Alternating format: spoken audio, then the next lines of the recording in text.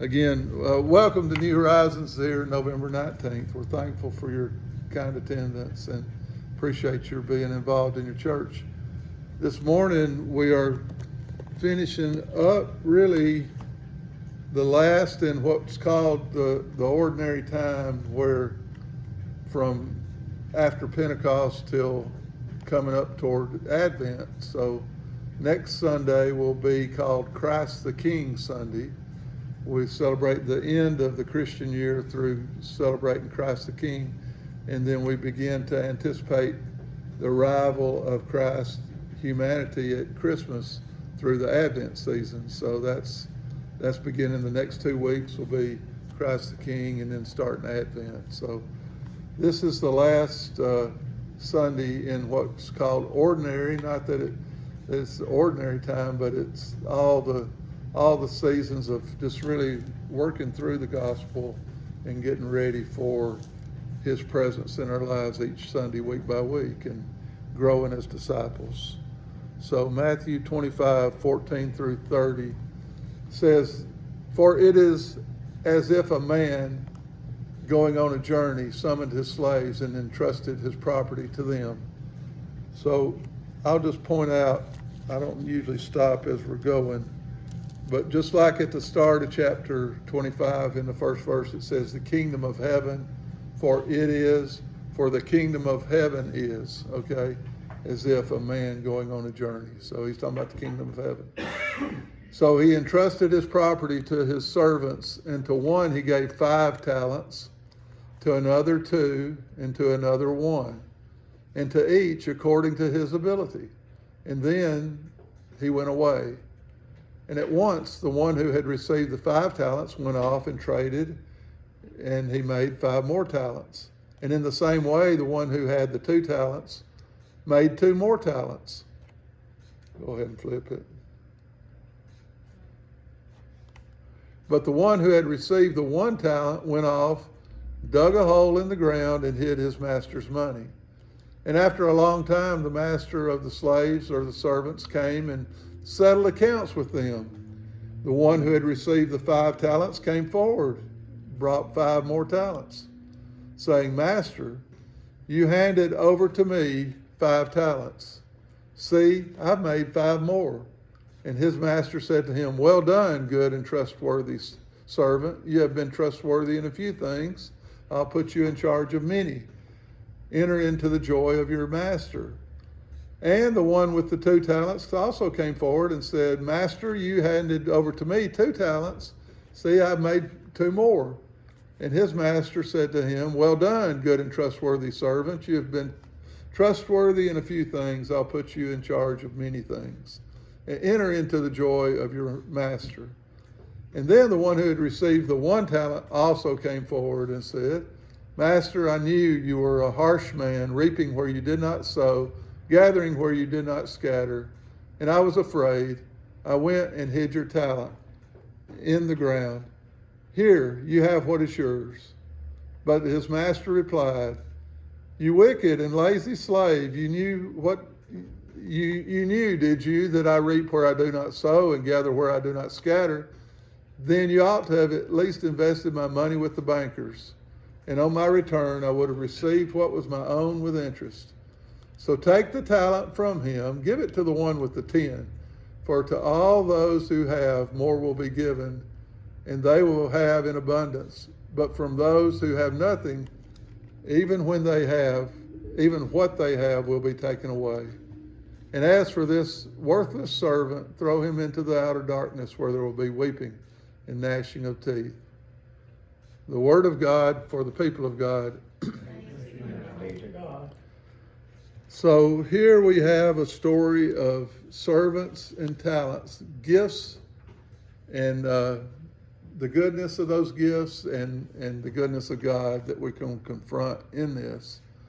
And I just want to point out a concern in where this particular parable shows up.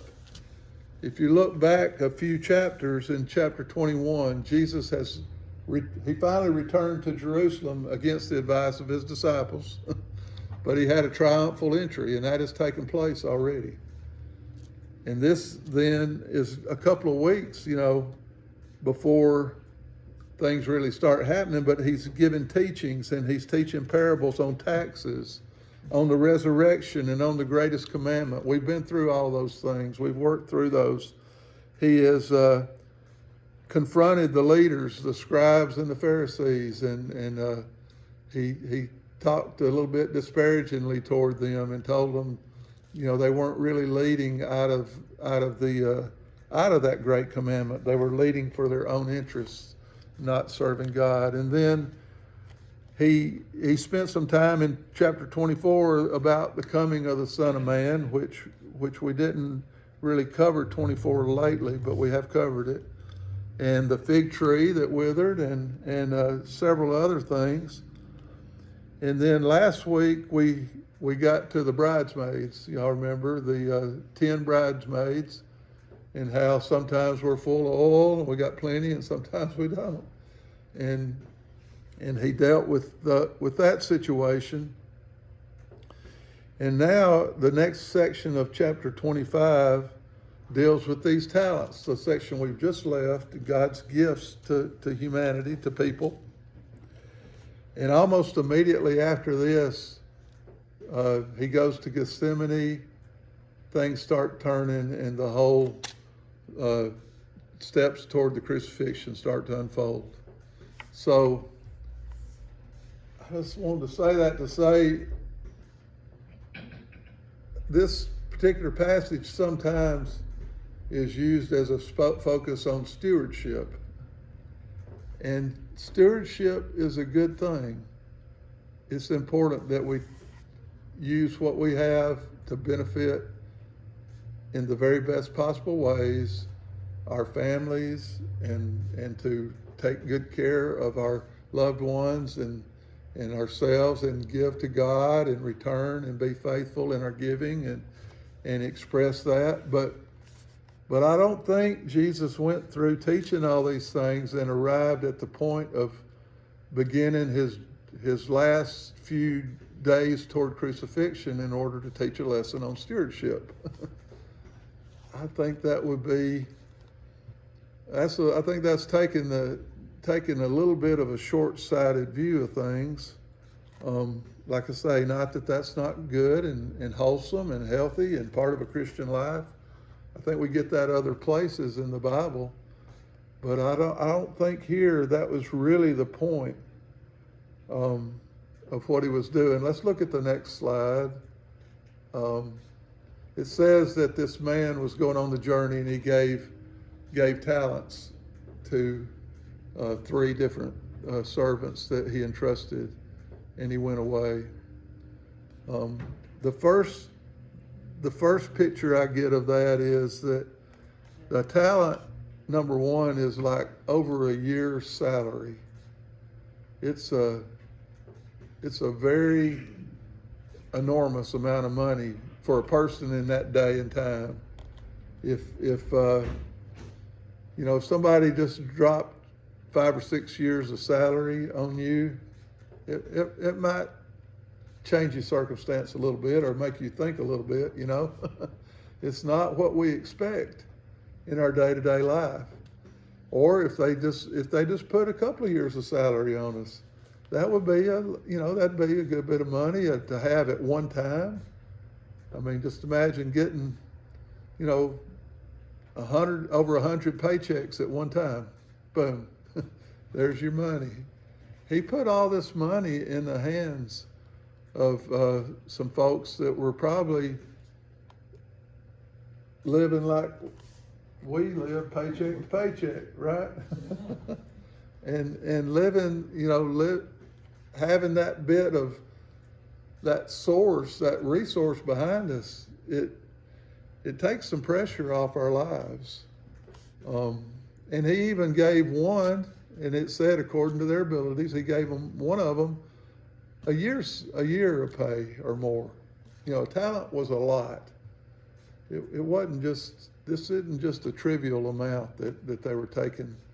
It was an amount that allowed them, as we saw, to go to the places where people invested money and put it in there.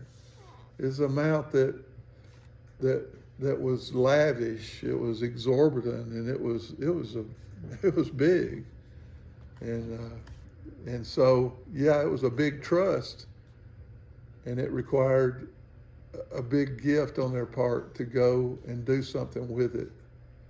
And honestly, legitimately, it was so much. And I know that the person that only got the one was kind of thinking small, but it was legitimate to hide your treasure in the ground. That was the safest thing you could do, really, honestly.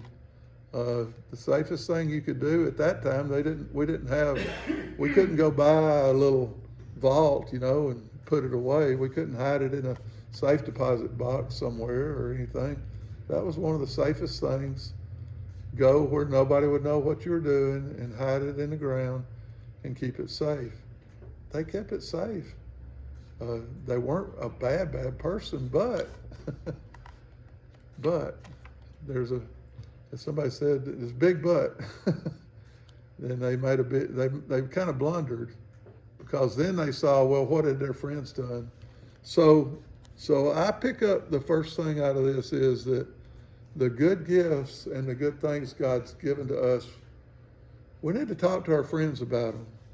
I think this guy that didn't do a good job, he was isolated.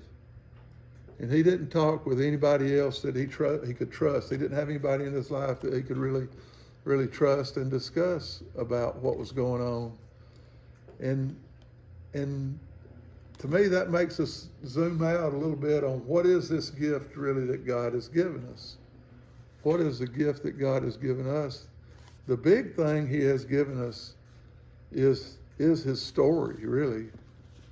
The gift of the joyfulness and the goodness of the story of God in our lives, coming again into our lives. And what a great and powerful thing that is, and how much looking at the work of God day by day in our lives changes each of us. It changes us in a powerful way. Some people, you run into people sometimes who are just bubbling over, That's something I enjoyed about having Slade and his buddies here. They're young and full of life, and they kind of running over a little bit and talking about what God's been doing and sharing about it. And it's encouraging to me.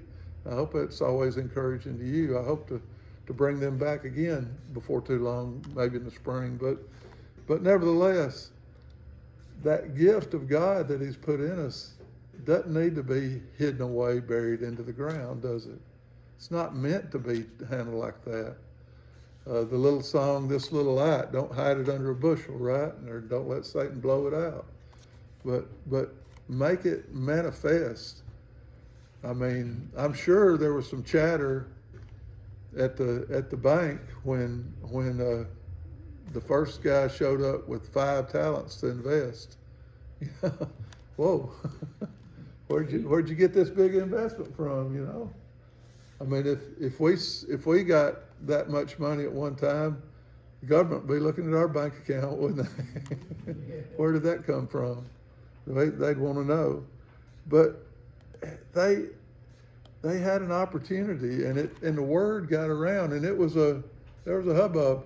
Well, the gift that God gave in the gospel is such a powerful story and such a good story for our lives that we should think of it as being a big benefactor of that gift and using that to propel us into conversations with people who we maybe hadn't talked to before, but they could be very trustworthy of hearing what you had to say. And nobody can tell you that your experience is not your experience. They may not understand everything and about Christ being born to a virgin and about him growing and all the work that he did and the healings and all of that, but they can't deny your experience with him.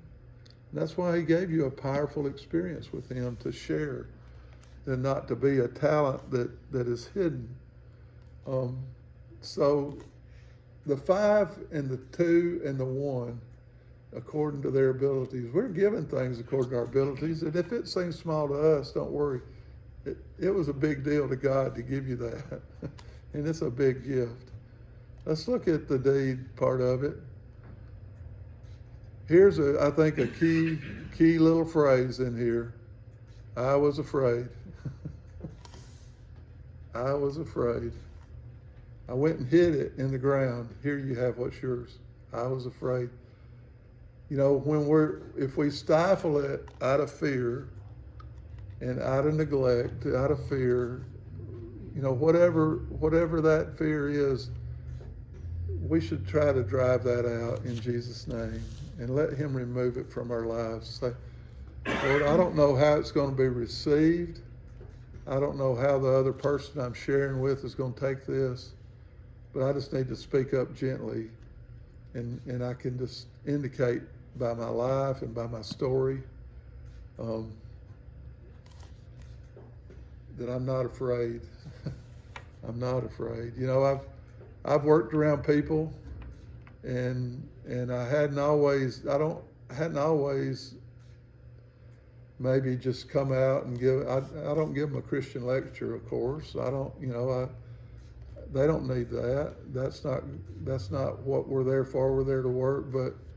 But the other day, somebody I worked around, I hadn't talked to them much about it, but they said, you know, we'll have to pray about it. Pray for this.